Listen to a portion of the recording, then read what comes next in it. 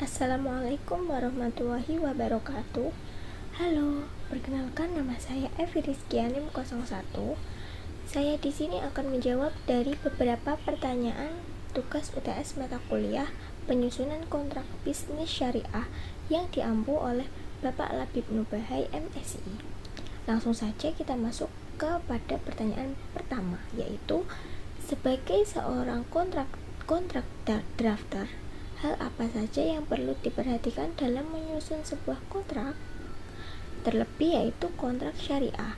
Jawabannya, menjadi seseorang yang mempunyai tugas untuk menyusun kontrak, apalagi kontrak syariah, ada beberapa hal penting yang harus diperhatikan banget, yaitu gak cuma cukup tahu soal hukum doang, tetapi juga harus ngerti nilai-nilai syariah biar kontraknya gak cuma sah secara hukum, tetapi juga sesuai ajaran Islam.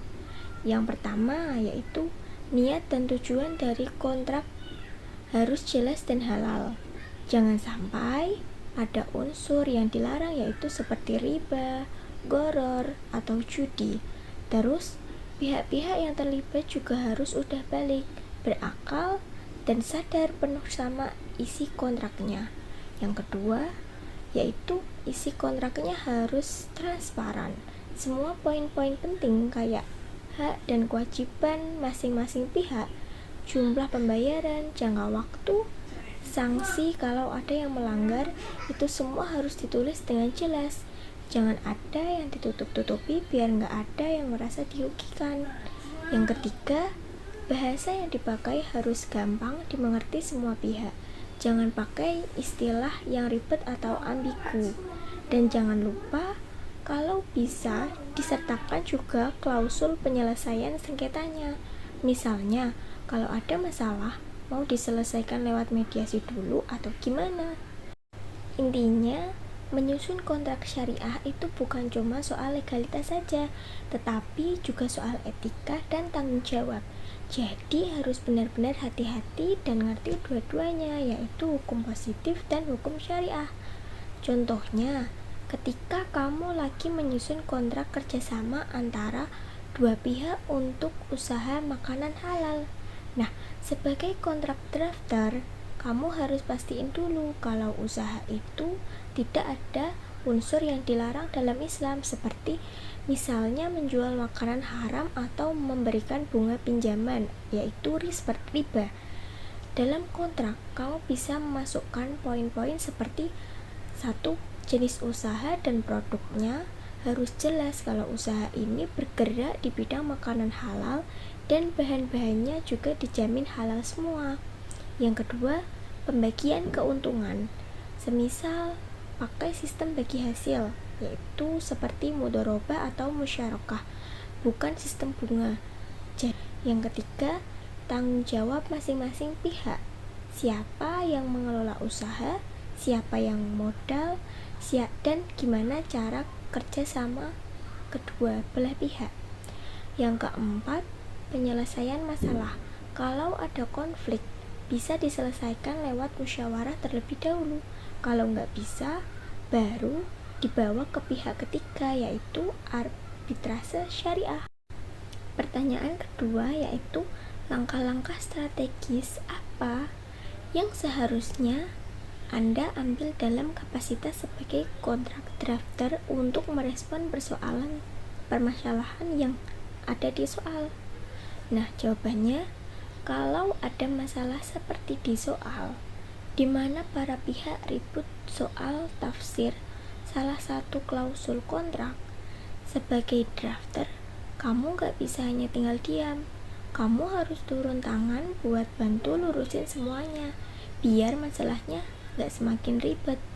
Nah, langkah-langkah strategis yang bisa kita lakuin yaitu, yang pertama, dengerin dulu semua pihak, jangan langsung mengambil kesimpulan, dan dengerin dulu versi dari masing-masing pihak biar kita sebagai kontrak drafter mengerti mereka salah pahamnya letaknya di mana. Yang kedua, tinjau lagi isi kontrak, cek ulang klausul yang jadi masalah, lihat kalimatnya, struktur bahasanya, dan maksud awal waktu kamu nulis itu. Terkadang masalah muncul gara-gara kalimatnya ambigu, yaitu yang memiliki kata yang lebih dari satu arti atau multitafsir. Yang ketiga, jelasin maksud sebenarnya karena kamu yang bikin kontraknya. Kamu harus bisa ngejelasin maksud dari klausul itu sesuai konteks awal waktu kontrak itu dibuat. Jelaskan dengan bahasa yang netral dan gampang dimengerti. Yang keempat, yaitu fasilitas musyawarah. Ajak semua pihak duduk bareng buat diskusi. Jangan biarkan emosi naik. Tujuannya bukan mencari siapa yang salah atau siapa yang benar, tetapi gimana biar semua pihak bisa setuju lagi dan kerjasama tetap berjalan. Yang kelima, revisi atau bikin adendum kalau diperlukan. Jika kalau memang adendum itu diperlukan, kamu bisa bantu bikin adendum yaitu tambahan atau perubahan kontrak, biar isi klausul menjadi lebih jelas dan tidak bikin bingung lagi ke depannya. Yang keenam, catat dan dokumentasikan semuanya, yang itu dimulai dari semua hasil diskusi, kesepakatan baru, dan penjelasan kamu yang tadi harus dicatat dengan rapi, biar kalau suatu saat kejadian kayak gini muncul kembali, ada acuan yang jelas. Intinya, sebagai kontrak drafter, kamu harus menjadi penengah yang adil dan bantu mengembalikan kepercayaan antara pihak. Jangan sampai masalah kecil malah bikin kerjasama menjadi bubar jalan. Pertanyaan yang ketiga yaitu, apa yang Anda pahami mengenai tentang governing law atau choice of law dan choice of forum? Mengapa penting bagi para pihak untuk menyepakati governing law dan choice of forum dalam kontrak internasional? Jawabannya yaitu governing law atau choice of law dan choice of forum atau forum selection adalah dua klausul penting dalam kontrak internasional yang berkaitan dengan penyelesaian sengketa. Governing law atau choice of law adalah ketentuan dalam kontrak yang menentukan hukum negara mana yang akan digunakan untuk menafsirkan dan menyelesaikan perselisihan terkait pada kontrak tersebut. Contohnya, jika kontrak menyatakan bahwa hukum yang berlaku adalah hukum negara Belanda, maka setiap sengketa yang muncul akan diselesaikan berdasarkan prinsip-prinsip hukum Belanda. Choice of forum adalah ketentuan yang menetapkan lembaga peradilan atau forum penyelesaian sengketa, seperti arbitrase, mana yang berwenang menyelesaikan sengketa yang timbul dari kontrak tersebut. Contohnya, klausul yang menyatakan segala sengketa akan diselesaikan di Pengadilan Negeri Singapura, menunjukkan bahwa pihak-pihak yang sepakat untuk membawa perselisihan ke pengadilan tersebut. Dan mengapa penting bagi para pihak untuk menyepakati governing law dan choice of forum dalam kontrak internasional? Yaitu 1. Kepastian hukum.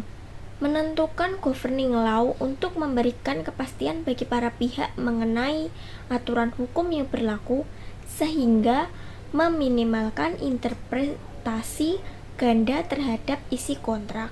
Yang kedua, efisiensi terhadap penyelesaian sengketa.